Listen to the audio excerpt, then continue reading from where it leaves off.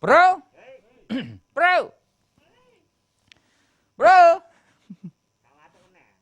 Ya iki menahan batuk cowok ngawur. Iya gak apa-apa lah, timbang ngawak dhewe gak nulari kan mending nulari cowok ngawur ya.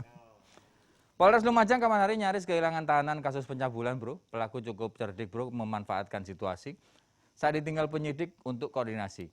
Tersangka langsung kabur dengan cara menjebol plafon. Tersangka akhirnya bisa keluar, tapi sayangnya berhasil ditangkap saat menyeberangi sungai di belakang kantor polisi. Nyaris lolos, Bro. Harusnya dia belajar karo awak dhewe bagaimana meloloskan diri dari razia mesum Satpol PP. Dulu pas sampai Mbok Wek, aku lolos gara-gara kabur dari kamar tanpa selai benang pun. Kayak arek bayi mari lahiran ya. Paling dipikirkan petugas kentiri kumat. Ojo dicekel wis iki wong gendeng paling ngono ya. Ya yang penting kan aman Mas yo. Wisin pol asline sing gandal-gandul. Iki beritane, Bro.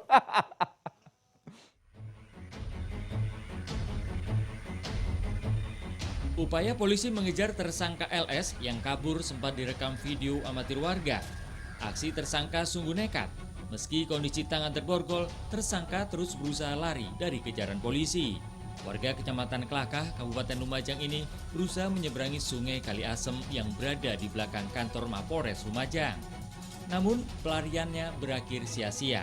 Polisi dibantu warga berhasil menangkap kembali tersangka.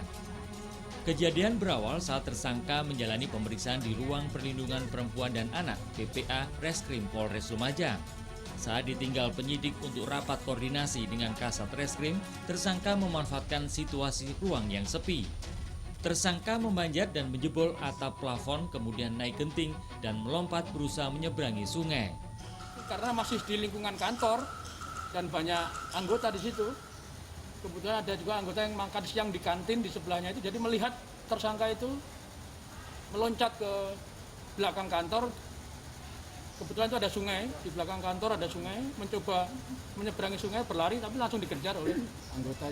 Tersangka LS sebelumnya ditangkap oleh petugas Polsek Kelakah karena kasus persetubuhan anak di bawah umur. Kasusnya kemudian dilimpahkan ke unit PPA Polres Lumajang. Dari Lumajang, Cucu Donartono, iNews melaporkan.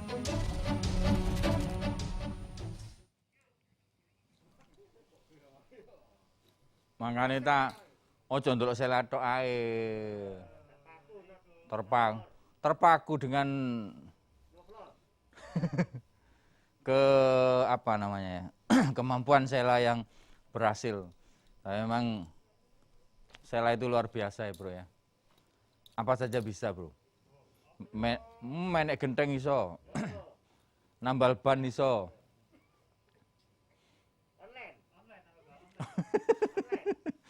Online lah. Ya Pak, silakan Pak, yang mana Pak? Nah, Bapak nanti begini ya. Tambal ban online yang ini. Ya Allah ya. Hah?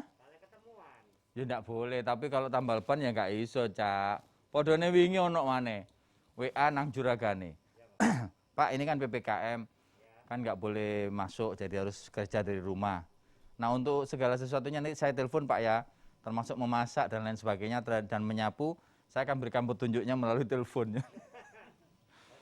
Juragane tinggal jadi tak pecat kan Mbak Agung kok. Wah ya memang ya beginilah. Guyonan-guyonan yang muncul gara-gara PPKM ya. Ini membuat orang kreatif, tapi kadang-kadang juga setengah nyindir, misalnya seperti itu. Ya banyak yang berharap PPKM segera diakhiri lah, karena kita boleh ya menghindarkan penyakit, tapi tidak boleh menghindarkan orang untuk mencari rezeki. Karena hanya dengan cara mencari nafkah dan uang ini kita bisa membuat keluarga kita jadi sehat. Jadi kalau kita nggak bisa kerja, nggak ada yang dimakan, ya sama saja kita akan sakit juga kan akhirnya. Jadi ya kayak ngono. Nah, nek sing memang ya nekat Bro ya. Ya seperti nekatnya orang-orang yang mungkin tetap bekerja di masa PPKM ini. Nah, nek iki mang nekat mau melarikan diri dari kantor polisi. Oh yos. Nggak mungkin lah iku gudange pelari, peluru. Pelari.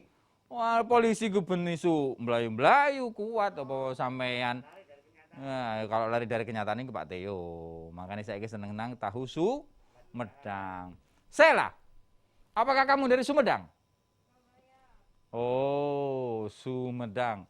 Surabaya dekat Medaeng ya.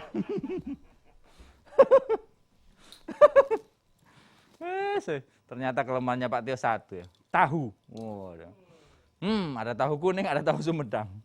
Makanya dulur, wes sampean kira-kira kalau misalnya sudah ketangkap ya pasrah saja. Hah? Jualan tahu kasihan mati. Oh, nek jualan tahu itu beda Pak Tio itu. Tahu itu sebagai simbol politik cinta ya. Jadi gak bisa ditiru. Kalau orang seperti saya sudah nggak nutut sama pikirannya Pak Tio yang terlalu kreatif untuk urusan asmara ya bro ya. Makanya sidang keluarga itu merupakan satu kalau kata orang bilang itu adalah experience ya. Pengalaman yang luar biasa menjadi guru untuk membuat strategi yang lain di masa depan. Kayak maring ini gegeran kok. Bacok, aku yang mati dibacok. Wes, sampean hati-hati, gak usah ngelakoni barang-barang sing gak ngena. Ya termasuk kalau saya cerita soal Pak Tio ini sebuah gambaran, kita jangan seperti itu karena pasti akan ada ekses-ekses atau dampak-dampak yang akan kita terima dan menjadi sesuatu yang harus Anda rasakan. Nah, nek urusane mek sekedar musyawarah maring ngono mari sih gak apa-apa, tapi musyawarah maring ngono ternyata sampean harus berhadapan dengan pihak kepolisian, nah itu gawat ya kan? Makanya hati-hati.